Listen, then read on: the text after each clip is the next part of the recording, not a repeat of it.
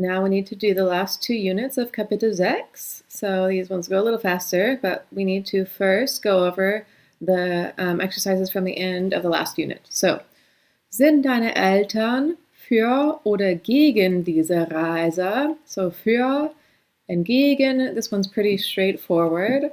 Are your parents for or against this trip? Für always means für or for, and then gegen, against in this case. Hier ist ein Brief für dich. Here is a letter for you. Also very straightforward. Heute müsst ihr mal ohne mich wandern gehen. You'll just have to go hiking without me today. Ohne mich is, of course, without me. Ohne mich, without me. This mal is a very slippery word. It might be a little trouble to look up in the dictionary. It's a really hard word to translate. It just sort of softens things. So I put just here. You'll just have to go. But mal can be translated in a lot of different ways. It just softens things. Wohnt Bert immer noch die nächste Ecke? So does Bernd still live around the next corner? Meaning around the next corner. Trinkst du deinen Kaffee immer ohne Milch und Zucker? So ohne meaning without in this case. Do you always drink your coffee without milk and sugar? Nummer 6.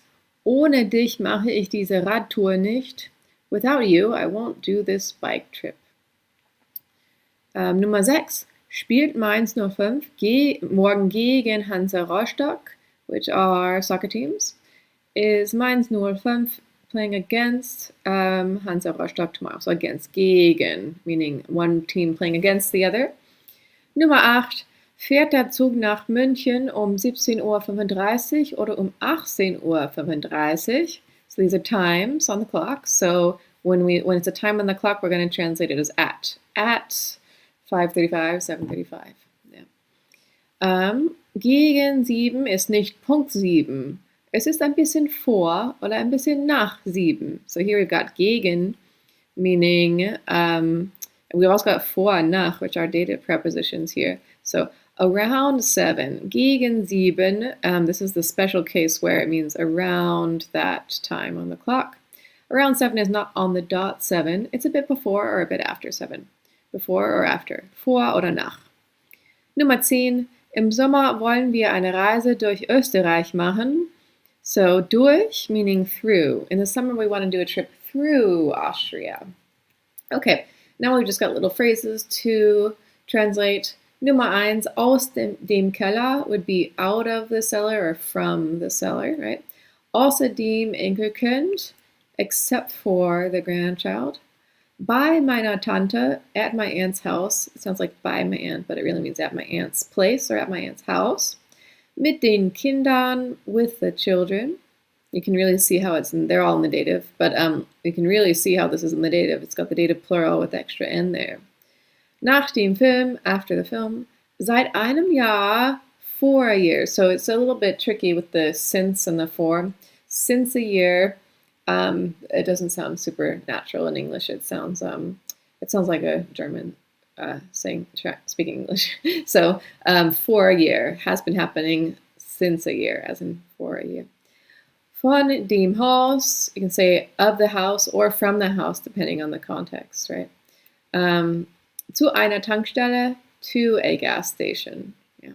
Okay, so then we got some longer sentences. Hannes says, wie weit ist es von hier zu deinem Haus in Salzburg? So how far is it from here to your house in Salzburg? So to the house we want zu, because it's like a smaller place, right? If it were just nach Salzburg, it would be nach. Okay, so von here, from here.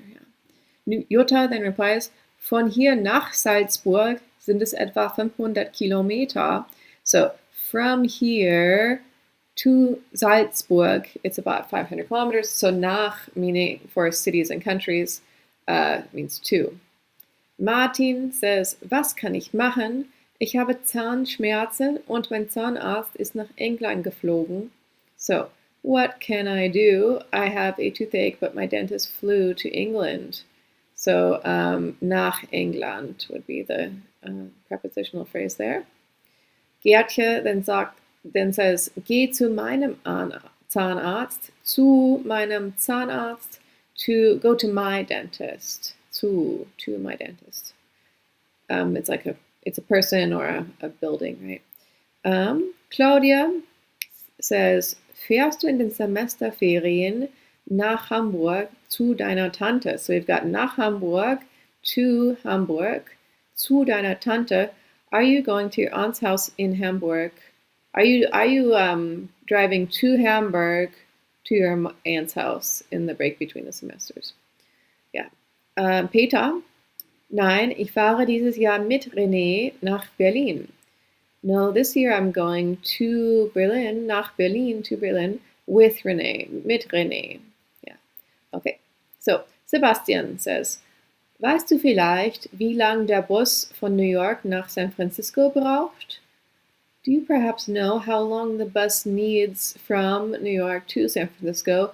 That's a literal translation of this verb needs, how long the bus needs. It's not like the best in English, how long it takes on the bus, or like there are ways you could express the same idea that would sound a little better, but it really takes more liberties.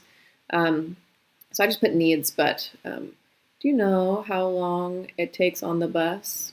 How long the bus takes? Yeah, I would think takes is better, but I put needs as the parallel translation to braucht. But anyway, we're looking at prepositions here right now. So, von New York nach San Francisco. From New York to San Francisco. Peter then says, frag Stephanie. Sie ist aus den USA und weiß es bestimmt.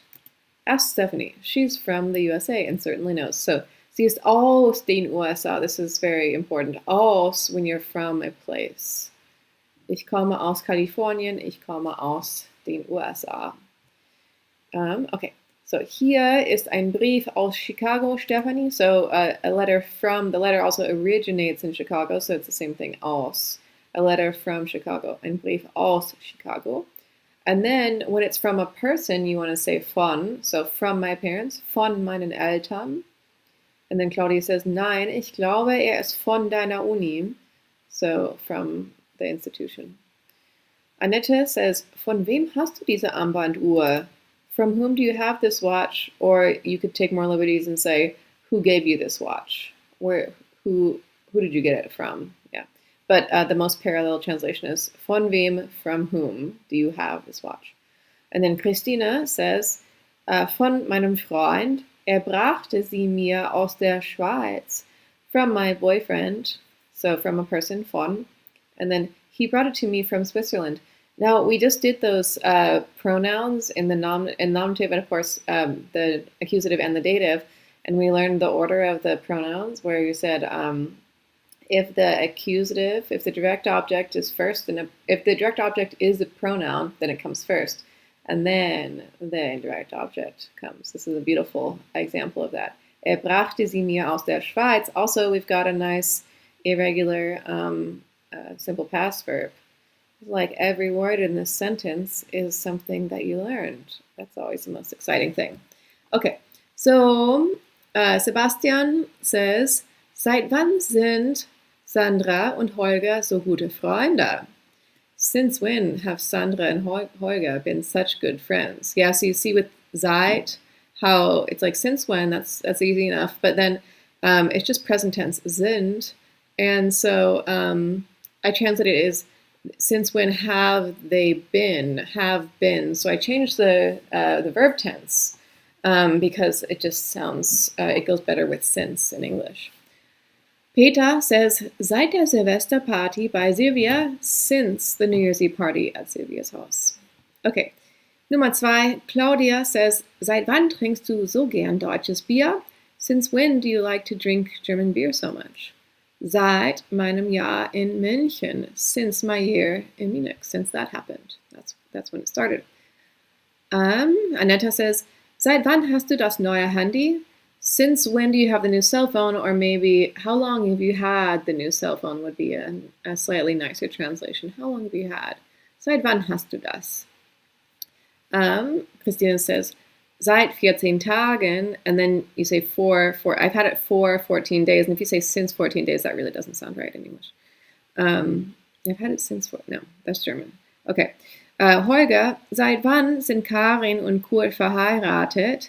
Since when are Karin and Kurt married? And that's like the literal translation, but something a little nicer might be, how long have Kurt and Karin been married? And then Ursula says, seit einer Woche, which could be for a week or for 1 week. It's the same thing, but in this case, it's sort of it implies like 1 week because it's only been 1 week. So I thought that for 1 week might be a good translation too. Okay, so then we had this text. So you can translate this text and mark the pronoun or mark the prepositions. So am Wochenende fahre ich zum Supermarkt. Zum means zu dem, and that's always dative. Ich kaufe gern bei Sprouts ein, denn man kann dort viele Lebensmittel ohne Verpackung finden. So, bei is then the next one, and it's always dative. Außer bei, mit, nach, seit, von, zu. So, zu and bei are both in the song, so they're dative. Man kann dort viele Lebensmittel ohne Verpackung finden. Ohne is always accusative. Durch, für, ohne, gegen, bis, entlang. And then, dann fahre ich zu meiner Mutter, to my mother's place. Zu is always dative. Sie wohnt in einer kleinen Stadt in der Wüste, Apfeltal. So in here it's dative, right? In einer, it's dative because my mother lives here, and it's stationary. There's no movement involved. So in is a two-way preposition, but here it's dative. And then in der Wüste, it's another same situation. In the desert. Wir gehen zusammen ins Kino. Now in is in the accusative, and it means movement. We are going to the movie theater together. Und sehen den neuen Pixar-Film Onward. Ja. Dann helfe ich ihr im Garten. Im Garten.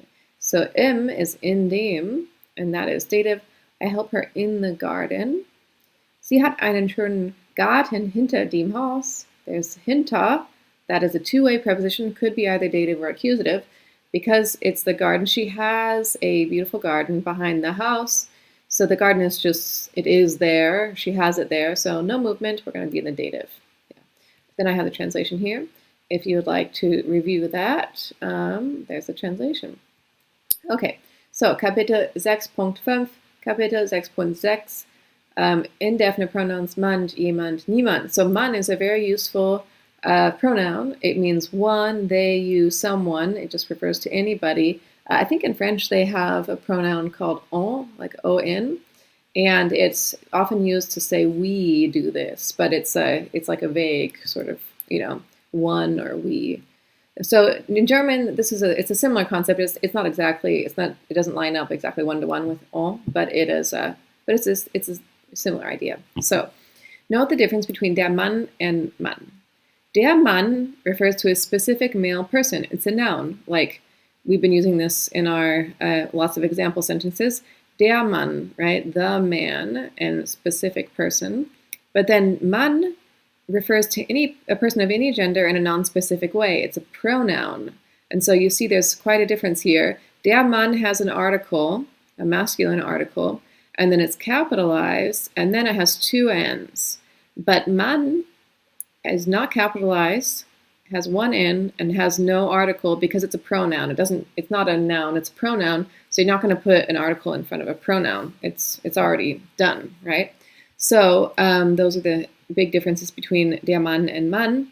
Mann can be rendered into English with one, you, or someone, or they, depending on the context. So you can say, Man trägt Sandalen im Sommer. One wears sandals in the summer, or you wear sandals in the summer, or people, you could say people wear sandals in the summer. So it's very vague. It's not about who's doing it. It's just that, in a sense, it's similar to a passive construction where sandals are worn, right? So it doesn't matter who does it. It's just general, anybody. Man trägt Handschuhe im Winter. One wears gloves in the winter. You wear gloves in the winter. Man isst, was man isst. This is a famous one, right? You are what you eat. One is what one eats. So there's this temptation to say like du bist, or like du machst. In English, we would say you in a lot of cases. We don't really mean the person we're talking to. We mean you as in anyone. And this causes so many misunderstandings in English where we say you, but we don't really mean the person we're talking to. And so it takes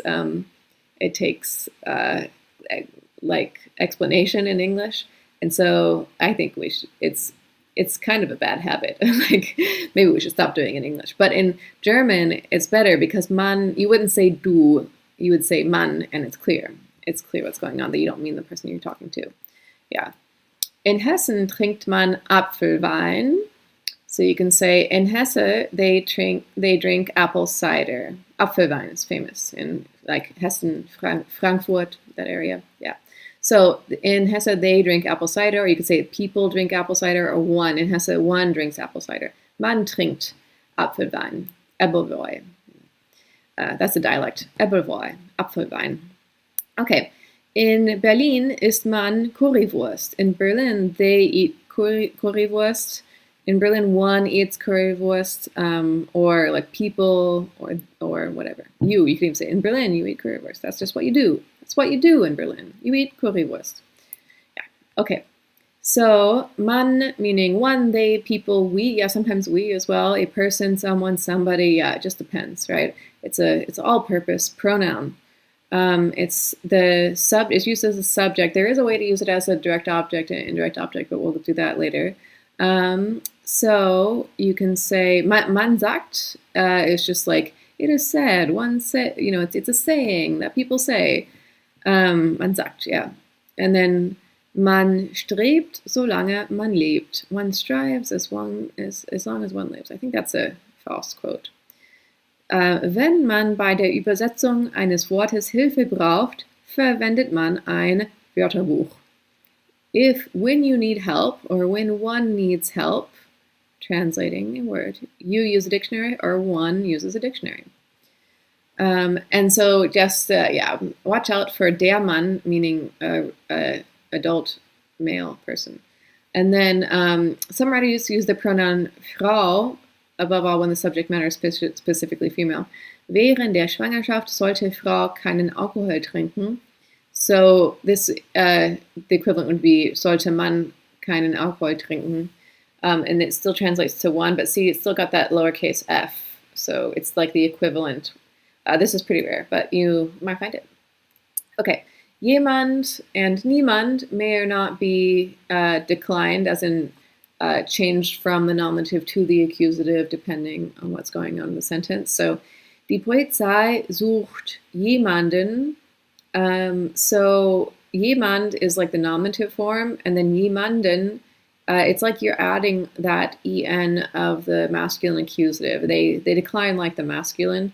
And the difference between man and jemand is that man here, this man, it's so vague. It's like one or you or whoever. But then jemand is like, it's really like you don't know who the person is, but it's still somebody specific. Somebody. The police are looking for somebody. We don't know who, but you couldn't replace it with you or people or something, right? It's a specific person who we don't know how to name. Ist jemand zu Hause? Is anybody home? Nein, niemand ist da. No, nobody. And niemand is nobody. Yeah, works just like nobody in English.